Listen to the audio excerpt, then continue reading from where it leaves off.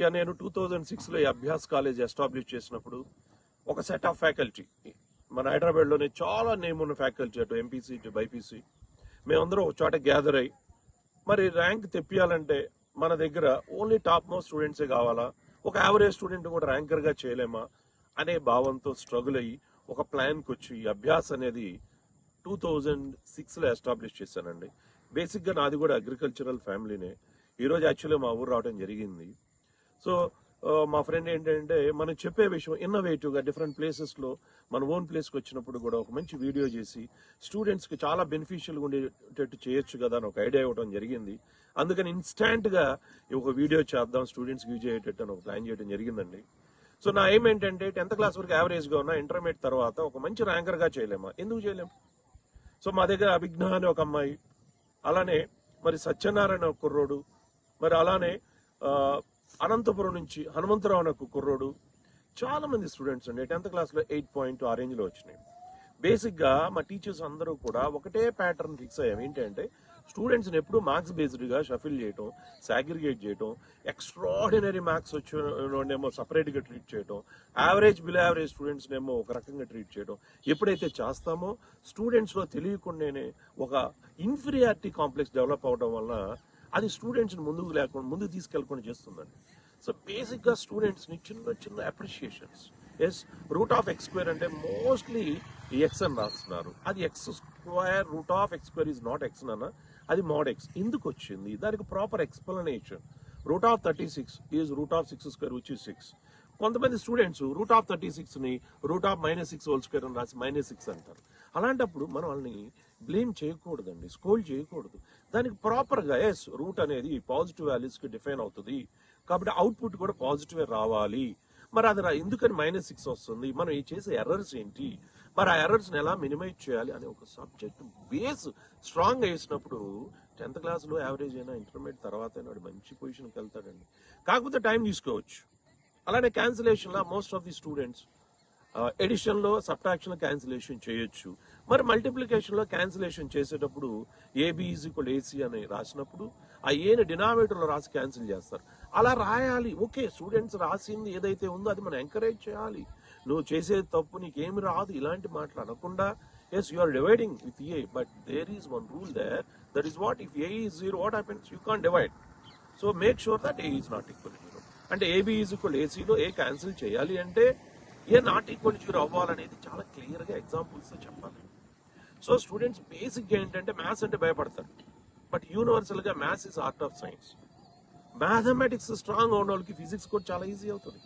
అటు neat programme తీసుకొని doctor అవ్వాలన్నా బేసిక్గా మ్యాథ్స్ హెల్ప్ అయితే కావాలా. కాబట్టి స్టూడెంట్స్ని బేసిక్గా వాళ్ళని 10th క్లాస్ మార్క్స్ బేస్ చేసుకొని వాళ్ళు ఎక్స్ట్రాడినరీ అని ఎన్టీఎస్సి, ఇప్పుడు కార్పొరేట్లో జరిగేది ఏంటంటే మీరు యూజువల్గా చాలా చూస్తున్నారండి, ఇప్పుడు సోషల్ మీడియాలో చాలా చూస్తున్నారు, చాలా మంది సఫర్ అవుతున్నారు. బేసిక్గా ఏం జరుగుతుందంటే స్టూడెంట్కి ర్యాంక్ రావడం వేరు, కాలేజీకి ర్యాంక్ రావడం, కాలేజీకి ల్యాక్స్ ఆఫ్ స్టూడెంట్స్ ర్యాంక్ రావడం వేరు. మన బాబుకు కూడా మన పాపకు కూడా స్ట్రెస్ లేకుండా కాన్సెప్ట్ బేస్డ్గా నేర్చుకుంటే ఒక రేంజ్కి వెళ్తారని పిల్లల్లో ఫస్ట్ అది ఇన్కార్పొరేట్ చేసి, ఎట్టి పరిస్థితుల్లో కూడా ర్యాంక్స్ మార్క్సే లైఫ్ కాదు, మరి సబ్జెక్ట్ నేర్చుకోవటమే మన ధ్యేయంగా పెట్టుకొని మనం ఎప్పుడైతే టార్గెట్ చేసి వర్క్ చేస్తామో ఆ రోజు డెఫినెట్గా స్టూడెంట్ సక్సెస్ అవుతాడండి.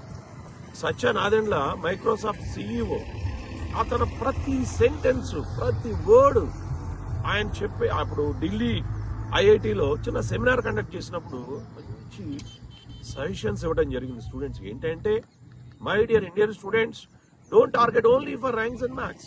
ర్యాంక్స్ మార్క్సే కాదు life, target to get clarity in the subject అని చాలా ఎగ్జాంపుల్స్ ఆయన చూడడం జరిగిందండి. నేను చాలా ఇన్స్పైర్ అయ్యాను. నాకు 34 years టీచింగ్ ఎక్స్పీరియన్స్ ఉంది. నేను ఐఐటిలో 5th ర్యాంక్ సాధించి నేను అక్కడ ఎంఎస్సీ మ్యాథ్స్, ఎంఎస్ ఏరోడైనమిక్స్ చదివినప్పటికీ నేను అలాంటి గొప్ప వ్యక్తులు ఇంటర్వ్యూలు చూసి చాలా నేను అవి తీసుకుంటానండి. అవి ఎగ్జాంపుల్స్గా మా స్టూడెంట్స్కి చెప్తాను. మాకు 7 క్యాంపసెస్ ఉన్నాయి హైదరాబాద్లో. మీరు ఏ క్యాంపస్కి వెళ్ళిన స్టూడెంట్స్లో ఫస్ట్ మీరు గమనించేది ఏంటంటే ఎవరి ఫేస్లో కూడా టెన్షన్ అనేటటువంటి ఫ్యాక్టరే ఉండదు. ఎందుకంటే ఆబ్వియస్లీ మా టీచర్స్ అందరూ ఒకటే చెప్తారు క్లాస్లో, ఒక 10 minutes, బాబు ర్యాంకులు మార్క్సే కాదమ్మా లైఫ్, ఒక డిసిప్లిన్ ఉండాలా, కాన్సెప్చువల్ అప్రోచ్ ఉండాలా, సబ్జెక్ట్ నేర్చుకున్న తర్వాత దాన్ని డెలివరీ చేయాలా అనే మంచి మంచి మాటలు చెప్పి ఒక యావరేజ్ స్టూడెంట్ కూడా వాడికి ఇన్కార్పొరేట్ చేయాలి. ఏంటి ర్యాంక్ అనేది కష్టమేం కాదు. ఎప్పుడు కష్టం అవుతుందంటే ఓన్లీ ఫార్ములాలు బై హార్ట్ చేసి ఆ ఫార్ములాలను అప్లై చేయడానికి ట్రై చేసిన ప్రాసెస్లో మరి క్వశ్చన్ ఇన్నోవేటివ్గా ఇచ్చినప్పుడు ఆ క్వశ్చన్ చేయలేక బర్డన్ ఫీల్ అవుతారు. జనరల్గా స్టూడెంట్స్ బర్డన్ ఫీల్ అయ్యేది ఐఐటి కోచింగ్ తీసుకుంటేనో నీట్ కోచింగ్ తీసుకుంటేనే కాదండి.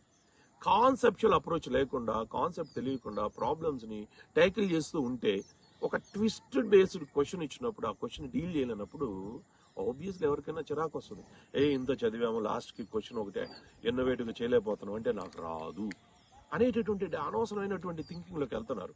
అదే స్టూడెంట్స్ని మనం ఫస్ట్ నుంచి నీ టార్గెట్ మార్క్స్ ర్యాంక్స్ కాదు, నీ టార్గెట్ క్లారిటీగా సబ్జెక్ట్ నేర్చుకోవడం అనేటటువంటి ఒక టార్గెట్ ఇవ్వగలిగితే ఆ ర్యాంక్స్ అనేది మన వైపు అట్రాక్ట్ అవుతాయండి. మనం ర్యాంక్స్ మార్క్స్ అనే గోలలో పడి కాన్సెప్ట్ నేర్చుకోకపోతే ఆ ర్యాంక్స్ చాలా సో ఫార్ డిస్టెన్స్ మూవ్ అవుతాయి. సో నేను ఈ అభ్యాసం పెట్టడానికి మెయిన్ రీజన్ ఏంటంటే నేను ఒక కార్పొరేట్ కాలేజ్లో డీన్గా వర్క్ చేశాను. ఒక 15 years వర్క్ చేసి ఈ కార్పొరేట్లో చాలా మంది పిల్లలు యావరేజ్ యావరేజ్ వాళ్ళని పుషప్ చేయకుండా, వాళ్ళకు ఒక మూమెంట్ ఇవ్వకుండా సెక్షన్ షఫిల్ చేసి ఒక యావరేజ్ స్టూడెంట్లో సత్తా ఉంటుందండి. ఉందని నేను నాకు 10th క్లాస్లో ఎన్ని మార్క్స్ అండి, నేను చాలా విలేజ్ బ్యాక్గ్రౌండ్ నుంచి వచ్చినాను. నేను ఒక స్థాయికి వచ్చా ఈరోజు. ఎందుకు అంటే మా టీచర్ సపోర్ట్ చేశారు. ఏమవదురా, ఏమవదు, చదువే కాదు, సంస్కారంతో ఎక్కడైనా బతకచ్చు, నీ వర్క్ నువ్వు చెయ్యి, బయహాట్ చేయబాకు, ఏ డౌట్ ఉన్నా వచ్చి అడుగు అని మంచి సజెషన్స్ ఇచ్చేవాళ్ళండి. కానీ ఇప్పుడు ఏంటంటే హైదరాబాద్లో సినారియో మారిపోయింది. నేను కాలేజీ పెట్టి 16 years అవుతుంది. ఈ 5-6 yearsలో డ్రాస్టిక్ చేంజెస్ వచ్చినాయి. ఏంటి అంటే బేసిక్గా స్టూడెంట్ ఏం చేస్తున్నారంటే వాళ్ళ అట్రాక్షన్స్ ఏంటంటే